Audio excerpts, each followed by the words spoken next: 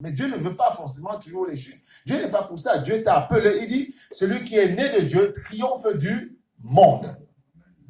Celui qui est né de Dieu. À nous de savoir quelle naissance on a eu. Est-ce qu'on est né par les émotions ou est-ce qu'on est né spirituellement?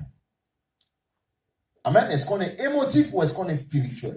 Ah oui. Mais non, mais je crois que le Saint-Esprit en moi, qui est Dieu, tout le monde est d'accord que le Saint-Esprit est Dieu. Amen ou pas amen? Si le Saint-Esprit est Dieu, tu ne peux pas tomber si tu as conscience qu'il est en toi. Le problème, c'est que il dit bien, Osée 4, c'est simple, mon peuple périt par manque de connaissance.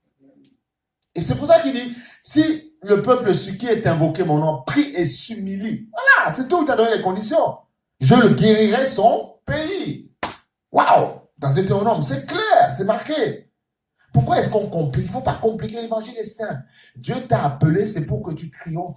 Sinon, quel espoir on donne à nos enfants? Non, vos histoires de Dieu, puis on tombe là. Les parents, ils tombent tous les cas. Vous donnez quel espoir à vos enfants? Montrez-leur un Dieu qui vous solidifie et ils pourront s'appuyer sur ce Dieu-là. Sinon, ils vont dire non, mais je préfère me bétonner avec mon école, mes études. Et puis c'est bon, c'est parfait. Demain, j'ai un boulot. Oh, je fais bien mon travail, je gagne mes milliards, tout ce que je veux. Je fais l'entrepreneuriat et puis c'est bon. Montrez-leur un Dieu qui ne vous lâche pas, un Dieu qui vous guérit, un Dieu qui vous solidifie.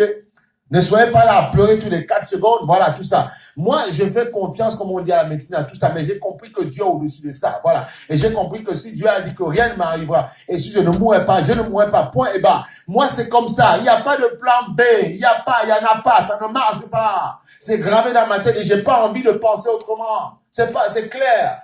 Tout dépend de à quoi tu penses. Si tu penses que c'est tu arriveras jusqu'à la fin. Si tu as compris que le Saint-Esprit est en toi et parce qu'il est en toi, tu ne tomberas pas parce que le Saint-Esprit est en toi, eh bien tu dis Seigneur, fais-moi grâce, je suis faible, mais tu es en moi. Tu ne peux pas tomber parce que, je ne peux pas tomber parce que tu es en moi. Alléluia. Et là, il a créé autour de ça pour que tu ne tombes pas la miséricorde, le pardon, la repentance. Voilà, repens-toi, demande par permanence. Ce sont les ingrédients qui vont te permettre de ne pas retourner dans le monde. Que ce soit dans tes pensées ou physiquement. C'est tout. Humilie-toi sous la main puissante de Dieu. Et il vous relèvera au moment convenable. C'est tout. Alléluia. C'est pour ça que quand nous sommes forts, quand nous sommes puissants, reconnaissons que c'est Dieu qui nous rend comme ça. Et là, ça va développer l'humilité. Mais il y a des gens, parfois, quand tu commences à être fort, tu dis non, je suis fort, non. Eh bien, c'est là où tu précipites ta chute. Non, reconnais que c'est Dieu. Il dit, reconnais-moi dans toutes tes voies. Tu prends toi, tu es malade. Et tu un démon, tu chasses le démon. Tu pries. Dieu dit, tu pries pour une douleur, tu es guéri. Reconnais que c'est Dieu. C'est pas seulement les combats ou les promotions, non. Reconnais quand tu arrives à triompher spirituellement, quand tu arrives à chasser les mauvaises pensées, quand tu arrives à maîtriser toutes les pensées, comme on a vu vendredi, tu renverses les hauteurs, tu te sens heureux. Reconnais Dieu dans toutes tes voies. Il aplanira tes sentiers. Reconnais-le. La Bible, en fait, c'est simple. Mais il faut le Saint-Esprit pour comprendre cette parole qui est simple, mais qui est profonde. Elle est simple, mais elle est profonde. Voilà pourquoi elle peut être compliquée.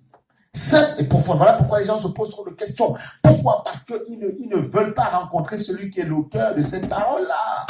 Tu viens raisonner là, raisonne, tu deviens fou. Tu ne peux pas. Impossible, tu ne vas rien comprendre. Et tu diras comme d'autres personnes, ouais, mais est-ce que... Non, Dieu existe, il est vrai. Mais il a bien dit dans sa parole, il se laisse trouver.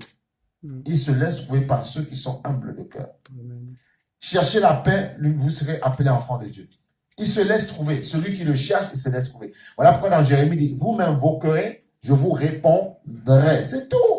Invoquez-moi. C'est facile de dire, oui, mais Dieu, invoque Dieu. Apprends à prier, apprends. Ne garde pas la mentalité religieuse. Apprends à prier Dieu, apprends à chercher Dieu.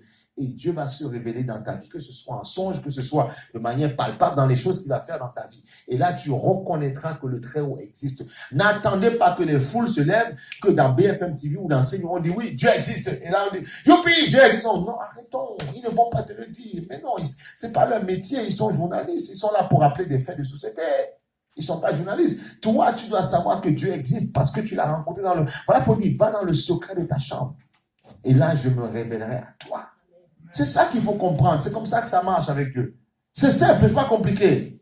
Voilà pourquoi, pour pouvoir y arriver, tout ce qu'on avait appris avant, on sait que de manière religieuse, qui ne sont pas souvent, qui ne nous connectent pas vraiment à la parole, il faut mettre tout à la poubelle. et se connecter vraiment à ce qu'il est. Simplement, faut pas compliquer. Avant d'être pasteur, prophète, tout ce que tu veux, reste, sois d'abord un enfant de Dieu.